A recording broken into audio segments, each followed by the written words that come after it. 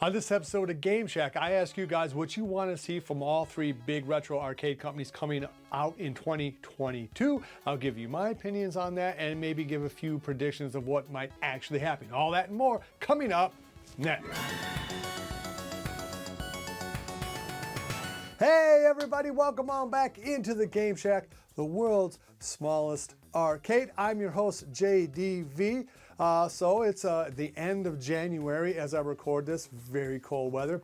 And while we have had some big announcements so far from Arcade1up and iArcade, really the announcement of a new form factor cabinet that I think most people are happy to see from iArcade, and the announcement of the Pro line, at least for a couple of cabinets coming from Arcade1up. There's still a lot of news, of course, to be announced in terms of what we're going to see in the summer and the fall. So I just thought I'd ask you guys what it is that you want to see. Please write your comments down below, what games you'd like to see or what you'd like to see from each company. And I'd give you guys some things that I'd like to see. From iArcade, the additional new cabinet coming out with, hopefully we'll have USB and HDMI ports in the front. And of course, a much better looking form factor can't hurt. But what I really want to see from iArcade is an A-list or a few A-list titles from the 80s or 90s. It's one thing that they really don't have. A lot of the content that you can get on the iArcade is already available on the AtGames system, so that's kind of a hurt. And other than the newer games like Dead Cells, there really hasn't been a whole lot of ultra compelling content on there. Yes, Space Ace is great, and yes, Dragon's Lair is great, but you can only play those games so many times, and realistically, they're only really going to appeal to a much older demographic, say maybe 45 and up. But a game like Pac-Man or Street Fighter or Mortal Kombat, those games are sort of span generations. Those are the great games from the 80s and 90s. And we do not see any of those on the iArcade, at least not as I record this. So what I'm hoping is the fact that they were able to blow out so many of these original cabs for their December sale. I'm hoping that they'll be able to justify to Capcom or some of these other companies and say, hey, yeah, give us the title for Street Fighter. You're gonna make a lot of money. Give us Mortal Kombat, Pac-Man, Miss Pac-Man, a game like that. I mean, a true A-list, generation-spanning type game. Because the system really does need it. It really is, while I enjoy the iArcade, and I'm sure I would enjoy it even more in the new form factor, there just isn't really a hyper compelling reason to buy it, particularly if you already own something like a PS4 or 5 where you can play the newer games like Dead Cells on there. So I think an A-list title like that could really help put iArcade truly on the map and maybe get them into more stores. Now, 2021 was a very busy year for AtGames. They put out a lot of peripherals. They announced even more to come. Things like their lit marquees and their 4-player controller, the ALU Mini, which is pretty cool if you don't have space and only need a 1-player experience. They put out a lot of new hardware, particularly getting the ALP out in big numbers to people and then putting out a whole bunch of updates and new games for that. The ALP remains an amazing virtual pinball game. Really, it is the only decision to make, at least at this point, for the $750 mark. There really isn't anything else that even remotely comes close to it. But all that said, the ALU itself pretty much got completely ignored in 2021. And the ALU is still the flagship for AtGames. It is still the best multi-arcade experience going. It's still the biggest machine out there with the biggest control deck, and it comes with the most games of any system that you can currently buy. And of course, it has that ability to, at least for now, use Coin Ops X. But all that said, it's been a long time since we saw a new game pack for the ALU, and what I'm thinking, what I'm hoping to get is something either like a Sega Genesis cap, where we get like the Genesis version of Battletoads, Ghosts and Goblins, Street Fighter, Sonic the Hedgehog, games like that. Or alternatively, we see a bunch of new Atari 2600 type games.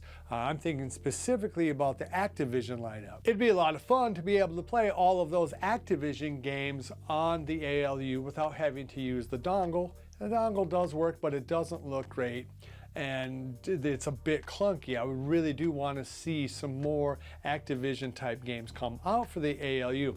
Now, the thing that makes me think that this is positive, of course, is that the AtGames has put out collections both of the Sega Genesis 2600 and specifically Activision games before. I do own the Activision dongle that you can plug in to the ALU, so that is something of a stopgap, but it does show you that the licensing has been done in the past for Sega and Activision, so it'd be very nice to make that pack available for, I don't know, something like $20 or $30, and then boom, here's 20 Activision games, or here's 20 Sega Genesis type games. I think that that would go a lot to kind of show that they're not just relying upon the fact that there are coin ops X. Of course, what I really want to see from AtGames is something similar to what iArcade is doing, which is the a la carte gaming style, again with bigger titles than we have right now.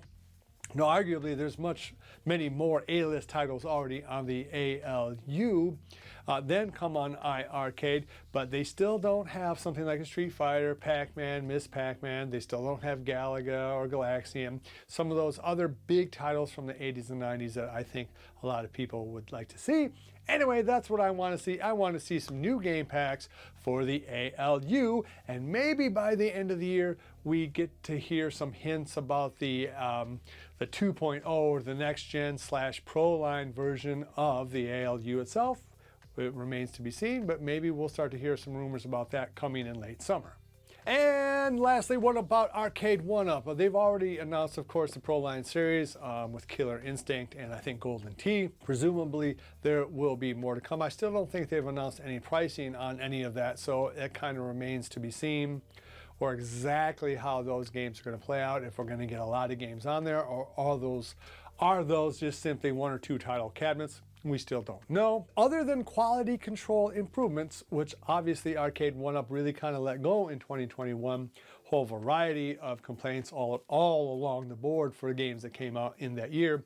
They really do need to step up their quality control in terms of both designing the cabinets, see like the problems that we've seen with the Tron joysticks, and just overall quality seemed to have dipped in 2021. So I want to see that addressed, maybe above all other issues. But presuming that gets done, what I really want to see are the shooting games. There really have been a big dearth of those games. Yes, I know Terminator 2 is just starting to get into the hands of people, and of course Big Buck Hunter, which I think was a very big success for Arcade1up. But what I want to see in those terms is something like an Area 51. I want to see House of the Dead 2 and 3.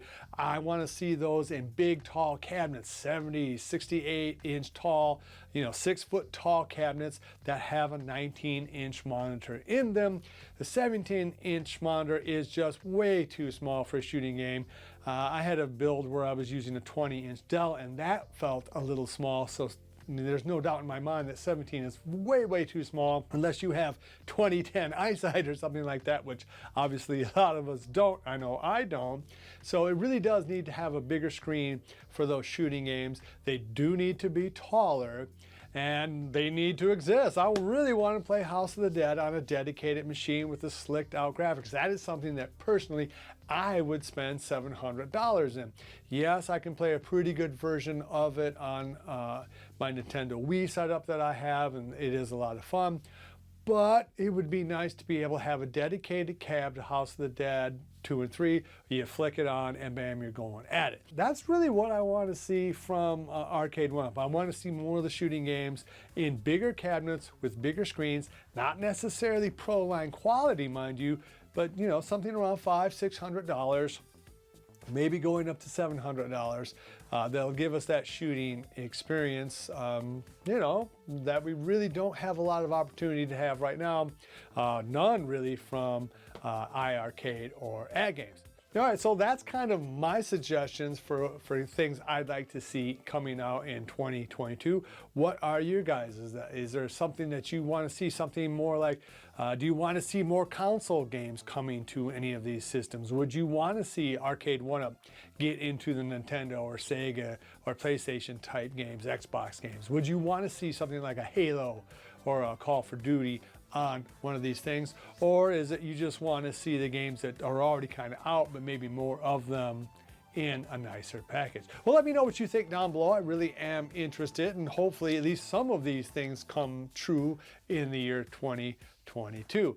All right, so that's going to wrap up this episode. Thanks for stopping by. If you liked it, give me a thumbs up. If you didn't like it, give me 2 thumbs down. Subscribe if you haven't already. Hit the notification bell. Love each other. And until next time, I'll see you guys in the Game Shack. Mwah! Be sure to visit evilgeniusentertainment.com for exclusive content, swag, casting call news, and much, much more.